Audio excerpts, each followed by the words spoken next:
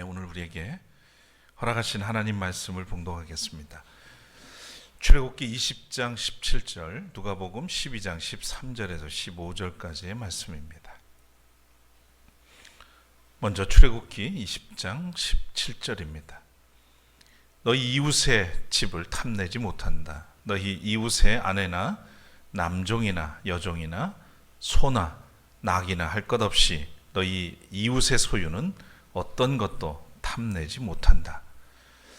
누가복음 12장 13절부터 15절까지 이어서 읽습니다. 무리 가운데서 어떤 사람이 예수께 말하였다. 선생님, 내 형제에게 명해서 유산을 나와 나누라고 해 주십시오. 예수께서 그에게 말씀하셨다. 이 사람아, 누가 나를 너희의 재판관이나 분배인으로 세웠느냐? 그리고 사람들에게 말씀하셨다. 너희는 조심하여 온갖 탐욕을 멀리하여라. 재산이 차고 넘치더라도 사람의 생명은 거기에 달려있지 않다. 이는 하나님의 말씀입니다.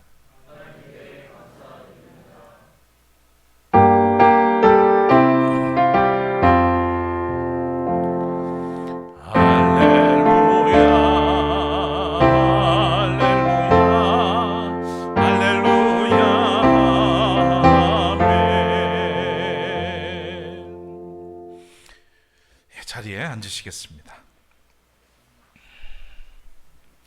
사순절 마지막 주간, 고난 주간이 시작되었습니다. 예수님께서 어린 나귀를 타시고 예루살렘에 입성하신 날입니다. 사람들은 거리로 뛰쳐나와서 종려나무가지를 흔들며 호산나, 우리를 구원하소서 찬양하며 환영했습니다. 그리고 머지않아 예수님은 인류의 죄를 대속하기 위해서 순환을 당하시고 마침내 십자가에 달려 죽임을 당하셨습니다. 이 모든 일이 무엇을 위함인가, 또 누구를 위함인가 깊이 묵상하며 십자가에 나타난 하나님의 사랑을 깨닫고 지금도 고난 중에 있는 이웃들을 품고 주님의 고난에 동참하는 한 주간이 되어야 하겠습니다. 오늘 이 예배에 참여하신 모든 분들에게 우리 주님의 은총이 함께 하시기를 빕니다. 오늘은 데칼로그 10번째 말씀, 이웃의 소유를 탐내지 말라, 제10계명 10번째 계명에 관한 말씀을 나누겠습니다. 찬양하겠습니다.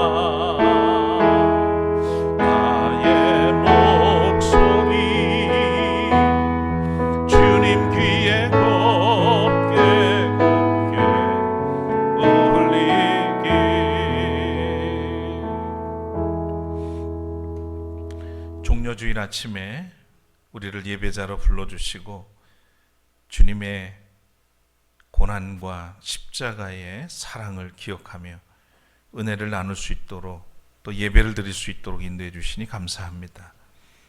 이 시간 주의 말씀 앞에 겸손히 나왔습니다. 불러주셨으니 우리에게 필요한 양식을 허락해 주시고 받은 양식으로 우리의 삶이 더욱 새로워지고 하나님이 기뻐하시는 삶으로 나아갈 수 있도록 용기와 결단과 또한 믿음을 더하여 주시기를 원합니다. 부족한 종에게도 은총을 베푸셔서 주의 뜻을 온전히 증거할 수 있도록 함께 하시고 우리 모두를 성령께서 이끌어 주시옵소서.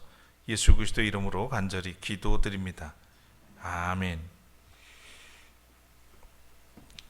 사람은 보통 자신에게 주어진 것보다는 남의 소유에 대해서 관심이 참 많습니다. 유독 우리나라 사람에게는 남의 떡이 더 많아 보이고 더 커 보이고 더 맛있어 보입니다. 사촌이 땅을 샀는데 배가 아프다 못해 속이 쓰라립니다. 단순한 시기와 질투일까요? 옛날에 네 사람이 길을 걷고 있었습니다. 함께 가다가 서로의 희망사항에 대해서 이야기를 나누게 됐습니다. 한 사람이 이렇게 말합니다. 나는 그 만돈을 가졌으면 더 이상 소원이 없겠네. 탄식하듯 중얼거렸습니다. 옆에 그 이야기를 들은 사람이 이렇게 말합니다. 저런, 돈만 있으면 단가? 나는 신선이 돼서 학처럼 하늘에 올랐으면 좋겠네. 이 두 사람의 이야기를 들은 세 번째 사람이 말합니다. 재물이 많고 또 신선이 되면 뭐 하겠나? 나는 10고을 정도를 다스리는 대감이 되었으면 좋겠네. 세 친구의 말을 들은 마지막 네 번째 사람이 하는 말은 이렇습니다. 나는 할 수만 있으면 그 만돈을 지니고 학을 타고 날아서 먼 곳으로 가서 10고을을 다스리고 싶네. 인간의 탐욕은 이렇게 한이 없습니다. 십계명의 마지막 계명은 내 이웃의 소유를 탐내지 말라입니다. 속뜻은 탐심을 버리고 자족하라, 이렇게 해석할 수 있겠습니다. 사실 이 계명은 하나님께서 주신 10가지 계명의 전체를 아우르는 중심 사상을 잘 보여주고 있고요. 타락한 인간의 실상이 무엇인가를 잘 알려주는 지표와 같은 계명입니다. 특히 앞에 9가지 계명은 사람의 행위에 관한 것이었다면 마지막 이 10번째 계명은 보다 근본적인, 근원적인 마음에 관한 계명입니다. 데칼로그 10번째 말씀은 10계명의 최후 결론이자 이웃 사랑을 위하여 주신 마지막 계명이기도 합니다. 탐심을 금하고 있죠. 탐심은 지금 가지고 있는 것보다 더 가지려는 마음의 욕심을 말합니다.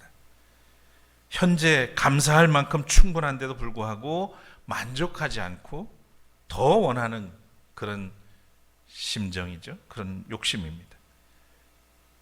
그래서였는지 야고보서 1장 15절에 보면 욕심이 잉태하면 죄를 낳고 죄가 자라면 죽음을 낳습니다 라고 했습니다.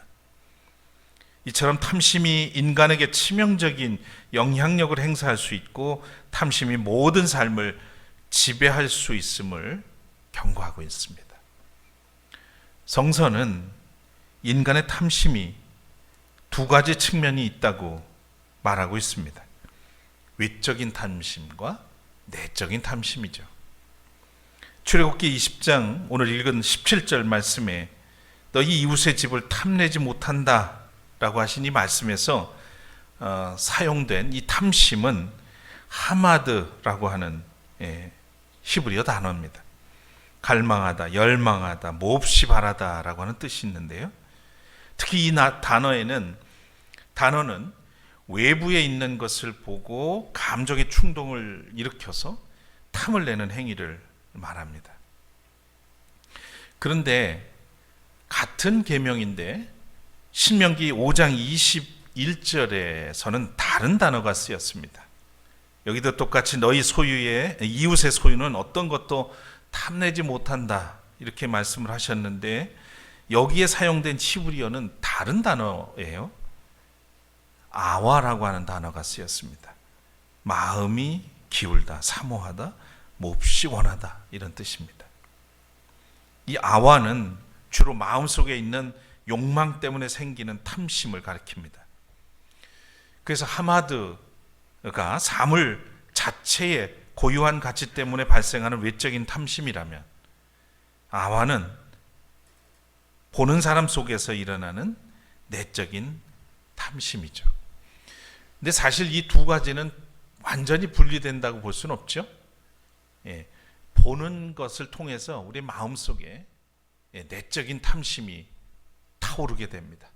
그래서 그 욕심이 죄를 낳게 만들기도 하죠. 성서는 탐심이 죄의 원인으로 보고 철저하게 버릴 것을 요구합니다. 처음 사람 아담과 하와의 타락의 원인이 뭡니까? 여러분 잘 아시잖아요. 이 타락의 원인, 바로 금단의 열매, 선과 악을 알게 하는 나무의 열매를 먹으면 정녕 죽는다고 하나님 말씀하셨지만, 사탄은 뱀을 가장해서 이들에게 찾아와서 하나님처럼, 그걸 따먹으면 하나님처럼 눈이 밝아진다고 간교한 뱀이 유혹을 하죠. 이 유혹을 받은 여자의 마음은 흔들리기 시작합니다. 탐욕이 싹 트게 된 거죠. 그래서 창세기 3장 6절에 이렇게 말씀합니다. 여자가 그 나무의 열매를 보니 먹음직도 하고 보암직도 하였다. 그뿐만 아니라 사람을 슬기롭게 할 만큼 탐스럽기도 한 나무였다.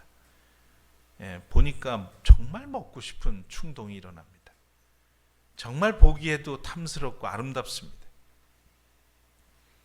그들은 결국 이 일로 인해서 마음이 부패하게 되고요, 하나님의 형상을 상실하게 되었고, 영혼은 죽게 되었으며 탐심의 노예가 되고 말았습니다. 신약 성서에서도 탐심의 위험성을 곳곳에서 경고하는 것을 보게 되는데, 철저히 버릴 것을 말씀하고 있습니다. 에베소서 5장 3절에 보면 음행이나 온갖 더러운 행위나 탐욕은 그 이름조차도 여러분의 입에 담지 마십시오. 그렇게 하는 것이 성도에게 합당합니다. 그리고 5절에도 이어서 음행하는 자나 행실이 더러운 자나 탐욕을 부리는 자는 우상 숭배자여서 그리스도와 하나님의 나라를 상속받을 몫이 없습니다 라고 이야기합니다. 또 골로새서 3장 5절에 그러므로 땅에 속한 지체의 일들 곧 음행과 더러움과 정욕과 악한 욕망과 탐욕을 죽이십시오. 탐욕은 우상 숭배입니다. 이렇게 되어 있습니다. 탐욕이 우상 숭배다. 이처럼 성경은 탐욕을 우상 숭배로 보았고, 탐심을 성도의 삶에서 철저히 배격해야 할 죄로 언급하고 있습니다. 우리가 제2계명에 대해서 나눌 때 제가 언급한 것처럼 우상숭배는 인간의 삶의 불안에서 비롯한다고 했습니다. 불안 때문에 탐심을 부리게 되고 우상들의 힘을 빌어서라도 그 탐심을 채우려고 하는 것이죠. 그래서 탐심은 인간이 저지르기 쉬운 가장 보편적인 죄가 됩니다. 자녀가 탐욕을 가지면 부모를 공경하기 어렵습니다. 탐욕이 커지면 살인하게 되고 간음도 저지르고 도둑질도 하고 거짓말하는 죄에 빠지게 되죠. 한마디로 이웃을 사랑하라는 5번째부터 이 9가지 계명을 지킬 수가 없게 되는 겁니다. 그래서 탐심은 인생에 도움을 주는 것이 아니라 나도 그리고 다른 사람까지도 피폐하게 만드는 요인이 되죠. 그런데 여기서 한 가지 우리가 분명하게 하고 갈 것이 있습니다. 탐심과 욕구 또는 욕망은 같지 않습니다. 다릅니다. 탐심과 욕망은 다르다. 10계명의 오늘 10번째 계명은 모든 종류의 갈망과 욕망 혹은 더 나은 것이나 좋은 것을 바라는 마음까지 금지하지 않습니다. 예수님은 굶주림 또 음식에 대한 욕망을 느끼셨고요. 광야에서는 유혹에 이끌리는 그런 욕망을 경험하기도 했습니다. 겟세마네 동산에서는 홀로 버려진 외로움을 느끼시기도 했고, 십자가에서는 갈증의 욕구도 느끼셨죠. 이 예수님에게도 최후의 유혹이 있었습니다. 겟세마네 동산에서 고뇌에 찬 기도를 드릴 때 이렇게 기도합니다. 아버지, 내게서 이 잔을 피할 수만 있으면 피하게 해주십시오. 옮겨주십시오. 이 잔을 옮겨주십시오. 쉽게 표현하면, 아버지, 이 길밖에 없습니까? 다른 길은 없습니까? 이런 기도예요. 그런데 예수님은 나중에 어떻게 고백합니까? 어떻게 결단하고 이 기도를 마치죠? 내 뜻대로 마시고 아버지의 뜻대로 하십시오. 아버지의 뜻대로 하소서. 그래서 예수님은 최후의 마지막 그 유혹에 있을 때 마저도 10계명, 10번째 계명을 어기지 않았습니다. 탐심을 금하는 율법은 감정까지 금하는 율법이 아니라는 것, 우리가 기억해야 할 겁니다. 금욕주의자가 되라고 말씀한 게 아니라 이 말이에요. 성경은 욕망을 올바로 사용하라고 가르칩니다. 아이를 갖기 원했던 아브라함의 아내 사라, 그리고 사무엘의 어머니 한나의 욕망은 여인으로서 당연한 것이었고요. 아가서의 신랑과 신부가 원했던 친밀한 성적 결합의 욕망도 선한 것이고, 잠언이 가르치는 대로 삶을 더 낫게 개선하기 위한 계획을 하고 또 노력하는 욕망도 선한 것입니다. 가정의 삶이 더 나아지기를 바라고 경제적인 형편이 더 좋아지기를 바라는 그런 욕망도 결코 나쁜 것이 될 수가 없습니다. 하나님을 더 많이 원하고 또 성령을 더욱 충만하게 받으려는 욕망은 두말할 것도 없죠. 자, 그렇다면 어떻게 우리에게 거부할 수 없이 일어나는 이 탐심을 물리칠 수 있을까? 어느 날 예수님이 사람들을 산 위에서 따라온 사람들에게 하늘나라의 뜻을 선포하죠. 가르칩니다. 그 이야기를 듣기 위해서 수천 명이 모여들었습니다. 근데 제자들을 따로 불러가지고 막 가르치고 있는데 그 제자들 틈을 비집고 한 사람이 들어와서는 예수님한테 이렇게 요구하죠. 아마도 이 사람은 형제 간의 재산 문제, 유산 문제로 갈등을 빚고 있었던 것 같습니다. 선생님, 내 형제에게 명해서 유산을 나와 나누라고 하십시오. 혼자 다 그냥 꿀꺽 하려고 그랬던 모양이에요. 그럼 형제 간에 이건 피 터지는 거죠. 전쟁입니다. 자기가 할 만큼 다 했을 텐데 안 됐던 모양이에요. 예수님의 힘을 빌려서 어떻게 좀 해보고 싶었던 것 같습니다. 예수님께서 근데 그 이야기를 듣고는 발끈하셨죠.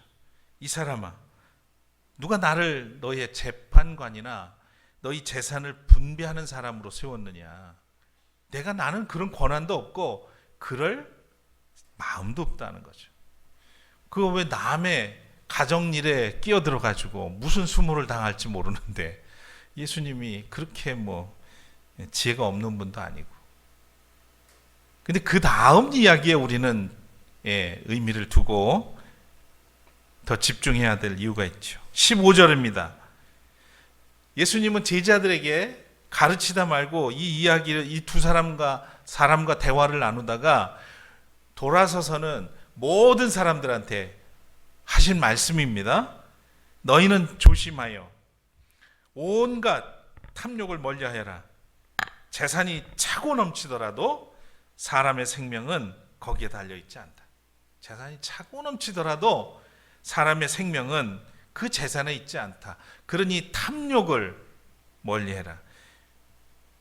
아니 좀 예수님께서 좀 너그럽게 좀 하시지 뭘 이렇게까지 말씀하셨을까? 근데 예수님은 항상 겉으로 드러난 그런 표현이나 말에 거기에 좌우되시는 분이 아니시죠.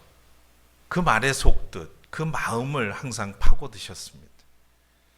예수님께서는 이 형제간의 화목보다 재산을 챙기려고 하는 이 사람의 마음 속에 탐심을 지적한 겁니다. 우리 안에 있는 그 탐심을 지적하신 거예요. 이보다 더욱 사악한 점이 하나 있는데 그는 자신이 원하는 바를 얻기 위해서 예수님의 권위와 명성을 이용하려 했다는 거예요. 가끔 이런 사람이 있어요. 남의 힘을 빌려서 자기 필요하고 자기가 원하는 것을 얻기 위해서 자기는 이런 불편한 상황을 만들고 싶지 않고 남을 우회적으로 어떻게 해가지고 이런 걸 상습적으로 하는 사람들이 있어요. 이런 사람은 좀 멀리할 필요가 있는 것 같습니다. 제 주변에도 덜어 있는 것 같아서 아주 제가 경계하고 있는데 가끔 보면 그런 게 있어요. 그 마음, 그 심보가 안 좋은 거죠. 자신의 목적, 자신의 이익을 위해서 타인을 이용하거나 타인의 권위를 이용하려고 하는 그런 마음을 지적하셨습니다. 그만큼 탐심은 하나님과 신앙을 이용해서라도 자기 욕심을 채우려는 파렴치한 그런 마음을 갖게 만듭니다. 그게 탐심이라는 거예요. 예수님은 이어서 어리석은 부자 이야기를 들려줍니다. 한 부자가 농사를 졌는데 소출이 너무 많아진 거예요. 그걸 보관할 곳간, 창고가 부족했어요. 그래서 생각합니다.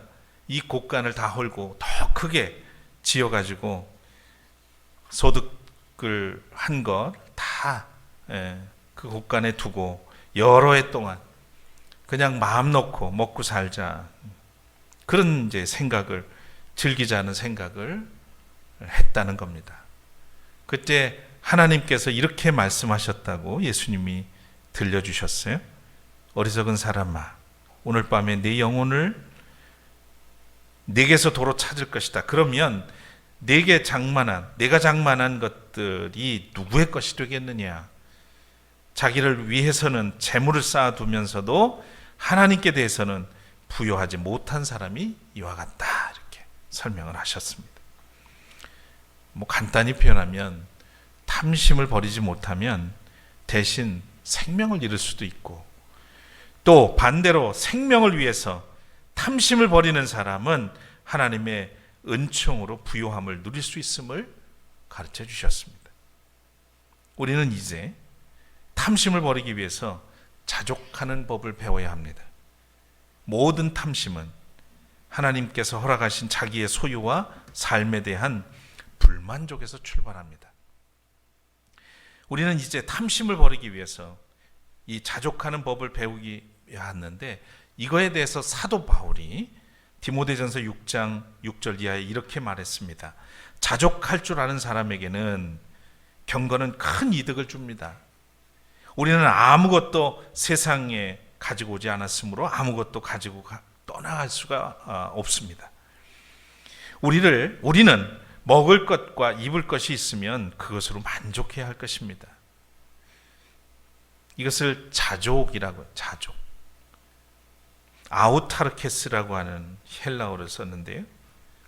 자기 자신을 뜻하는 대명사 아우토스라는 말과 넉넉하다, 충분하다라고 하는 뜻을 가진 아르케오가 합성이 돼서 만들어진 단어입니다. 그래서 자기 스스로 충분히 만족할 줄 아는 삶이라는 뜻이 되는 거죠. 이것을 우리 성경은 자족이라고 번역을 했습니다. 사도 바울은 빌립보서에서 이렇게 말합니다. 어떤 형편에든지 자족하기를 자기는 배웠다고 그렇게 말을 하죠. 한번 같이 읽을까요? 나는 어떤 처지에서도 스스로 만족하는 법을 배웠습니다. 나는 비천하게 살 줄도 알고 풍족하게 살 줄도 압니다. 배부르거나 굶주리거나 풍족하거나 궁핍하거나 그 어떤 경우에도 적응할 수 있는 비결을 배웠습니다. 나에게 능력을 주시는 분 안에서 나는 모든 것을 할 수 있습니다. 여러분, 이게 진짜 공부 아닐까요? 우리가 공부를 하고 살아가면서 배운다는 게 뭘 의미할까요? 새로운 지식과 정보를 하나 더 아는 게 그렇게 중요할까요? 가장 중요한 거를 배우지 못하고 알지 못한다면 그것은 다 헛고생일 수도 있습니다. 어떤 경우에도 그 상황에 능동적으로 적용하는 삶, 적응하는 삶, 그리고 모든 것이 하나님의 것이요 그분의 능력과 은혜로 살아가는 존재임을 깨닫고 감사하며 사는 것, 이것이 신앙의 길을 걸어가는 이유라고 할 수 있겠습니다. 세상을 다 갖고 싶은 욕심꾸러기 한 사람이 있었습니다. 그래서 수단과 방법을 가리지 않고 돈을 모았습니다. 그리고 집을 사고 땅도 사고 거기에 증권까지 사고 나중에는 부풀려져서 산도 사고 강도 사고 바다도 샀습니다. 그렇지만 그 마음은 그럴수록 더 공허해지는 겁니다. 그래서 명예를 사고 권력을 사고 사람들의 인기도 사고